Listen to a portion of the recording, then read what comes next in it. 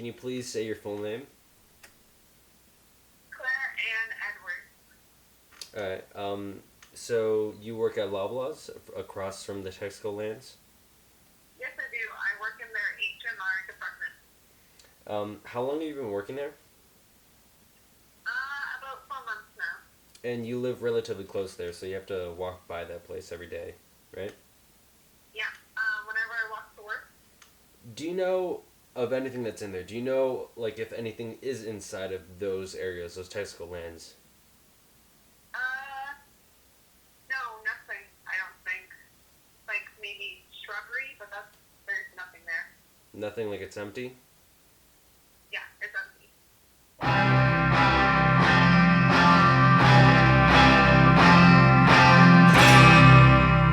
They seek him here, they seek him there. His clothes are loud, but never square. Hi, my name is Jonas, and for almost my whole life I lived in a small little area in Mississauga, Ontario, Canada, called Port Credit. And when he does, I still visit there almost every other week, and whenever I go there I could truly appreciate how amazing it is. They've got great food, stores, parks and recreational areas, and even a lake to see the sunset over. It's all amazing, and there isn't really too much to complain about. Well, except for one thing.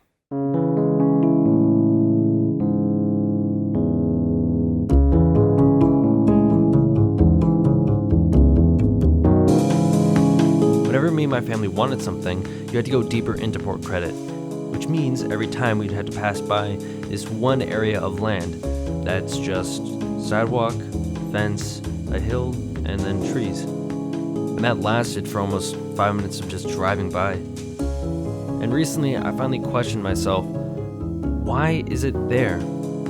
Everyone knew that it existed, but nobody knew why it existed in the first place. Finally, a couple weeks ago, I searched up on Google Earth how big this area is, and I really underestimated the size of this place. About 72 acres of land takes up about 15% of all of Port Credit, and that is extremely strange. Port Credit recently has become a very touristy area. Businesses are filling up every single spot to get customers in. In this one area that's lakefront, right on the main road, right beside a plaza, people have to drive by it every single day, and nobody touches it. Whenever I ask myself why it's there, what they're going to do with it, or what's in there, I come up with the same answers. Nothing, I don't know, and it's empty. So for this documentary, I intend to find out the answers to all those questions, and finally figure out what it is. First of all, if we're going to investigate something, we should understand what we are investigating in the first place. So we headed down to Port Credit to walk the perimeter and to ask anybody if they know any answers to our questions. To a Darwinist, it's not surprising that it's so hard to get agreement in support of such political initiatives.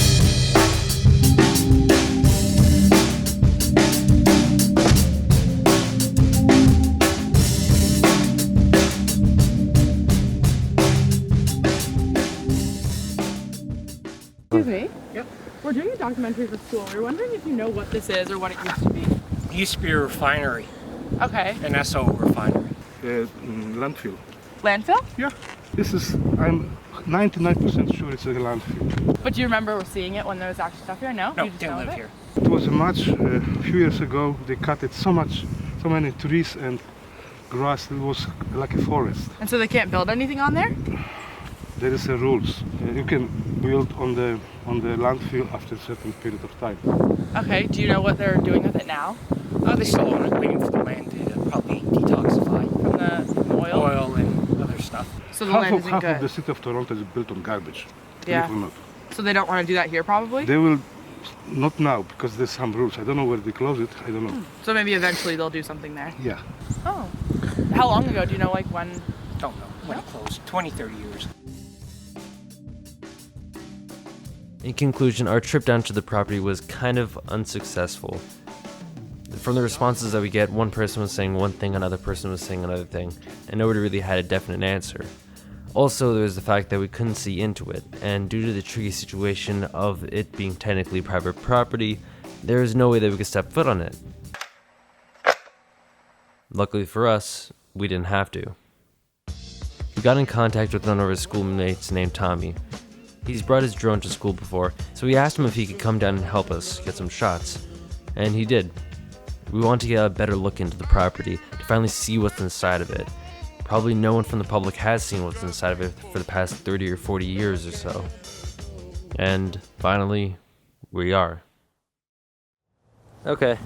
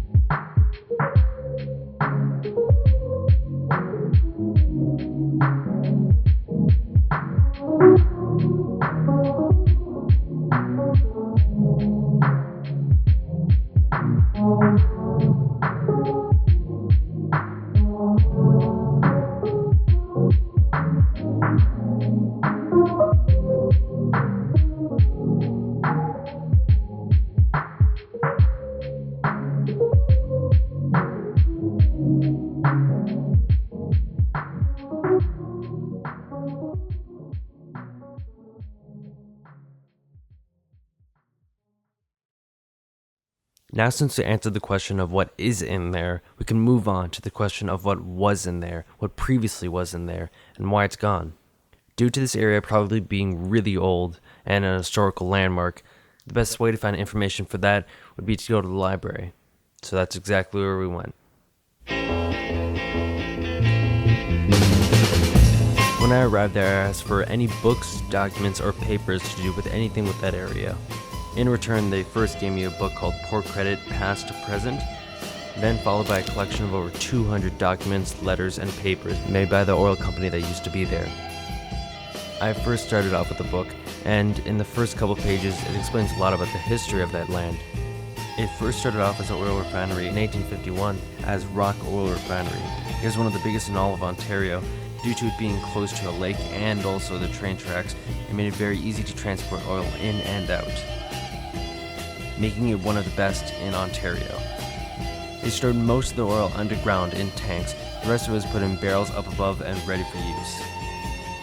Then it was given down to Lloyd Refinery Company in 1933, only to be passed down again in 1946 to the Regency Refinery, then again in 1957 to the McCoy Refinery, and finally to be passed down to the last company, Texaco.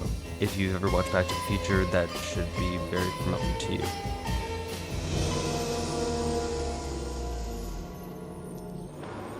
Welcome to Texaco.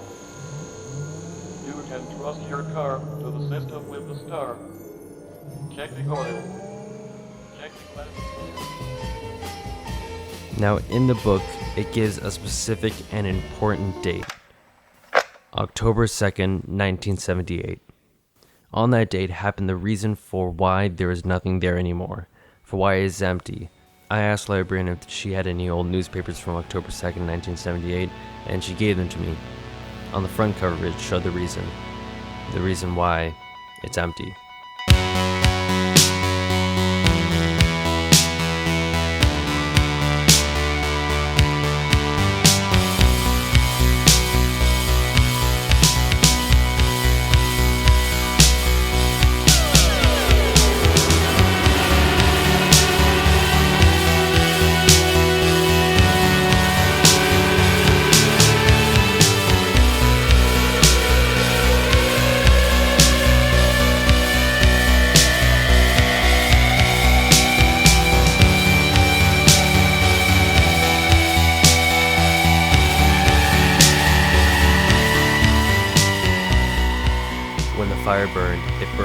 11 hours straight.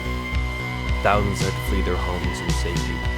Some were killed and many were injured, with the fear of over 2 million gallons of oil burning their port alive. They ran. It began at 1:30 p.m. and lasted for 11 hours straight.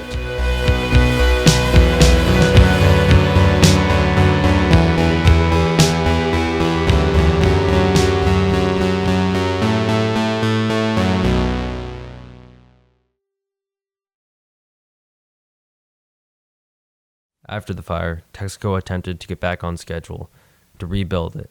They did so for the next couple of years until reselling it to another company, then leading to the demolishment of the plant in 1985. The property of the land now stands as a memory for the mistakes that people have made. It's empty and hasn't been touched in years. It's a clean slate, really. What is the future of the Texaco lands? The only answer that we have is that we decide its future. The Texaco lands in 20 or 30 years, and its quality will depend only and solely on the people. It's not dependent on anybody other than us. There have been surveys on what they should put there, whether that means extending the park or building a shopping mall. Whatever it is that gets put up there in the future, we will know that that future is decided by us. We are the ones that make its future. We are its future.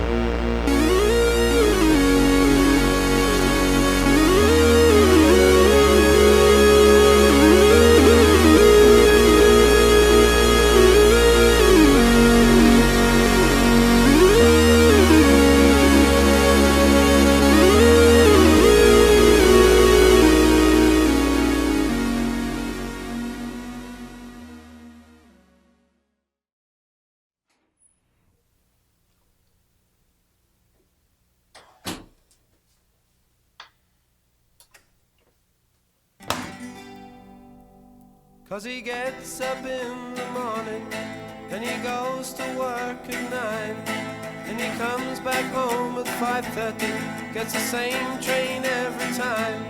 Cause his world is built on punctuality, it never fails. And he's all so good, and he's all so fine, and he's all so healthy in his body and his mind. He's a well-respected man about town, doing the best things so conservatively.